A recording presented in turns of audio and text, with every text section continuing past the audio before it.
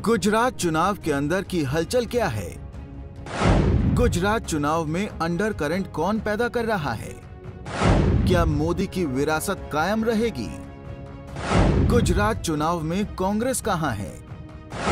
गुजरात में अरविंद केजरीवाल का क्या होगा?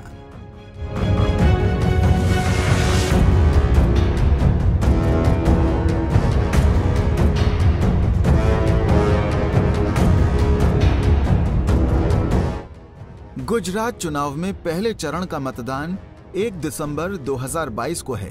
हाल ही में आए कई टीवी सर्वे बीजेपी की जीत की बात कह रहे हैं। वैसे गुजरात का चुनाव इस बार त्रिकोणीय कहा जा रहा था, लेकिन जैसे जैसे चुनाव प्रचार में तेजी आई, कांग्रेस के दर्शन कम से कम होने लगे हैं। स्थिति यह है कि दिल्ली के मुख्यमंत्री ने जनता को अपना वोट बर्बाद नहीं करने का आग्रह किया है और दावा किया है कि कांग्रेस पूरी तरह से ढह रही है।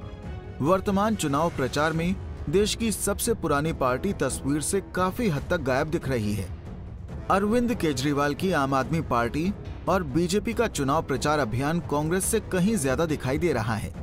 वैसे गुजरात को मोदी का गढ़ कहा जाता है। वहीं 3 बार राज करने के बाद मोदी ने देश की कमान संभाली, लेकिन आज भी उनका गहरा नाता जितना गुजरात से है, उतना शायद ही किसी प्रांत से हो। उनके चुनाव प्रचार में जोश और रणनीति दोनों साफ दिखती हैं। वो अगर आश्वस्त हैं तो सतर्क भी। इसकी एक वजह कांग्रेस का शांत प्रचार भी है।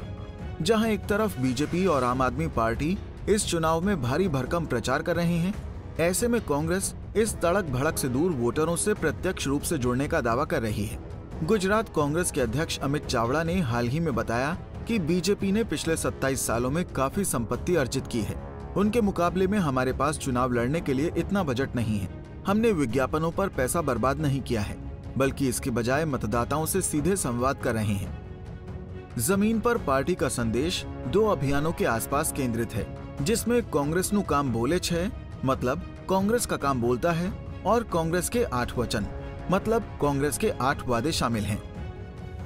आइए जान लेते हैं क्या है कांग्रेस के 8 वचन।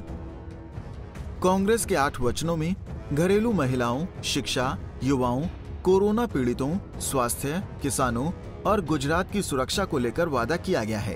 कांग्रेस की तरफ से कहा गया है कि अगर कांग्रेस सत्ता में आती है तो घरेलू महिलाओं को गैस सिलेंडर 500 रुपए में और घरेलू बिजली की 300 यूनिट फ्री होंगी। इसके अलावा सरकारी कर्मचारियों की पुरानी पेंशन योजना को बहाल करने की बात कही गई है। कांग्रेस का कहना है कि गुजरात कांग्रेस के 8 वचनों संग 1 व 5 दिसंबर को परिवर्तन का उत्सव मनाएगा।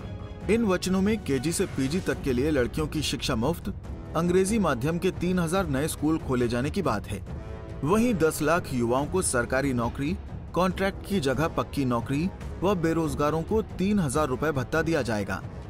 कांग्रेस ने इन सबके साथ ही मुफ्त दवाएं और 10 लाख तक फ्री में इलाज की बात कही है।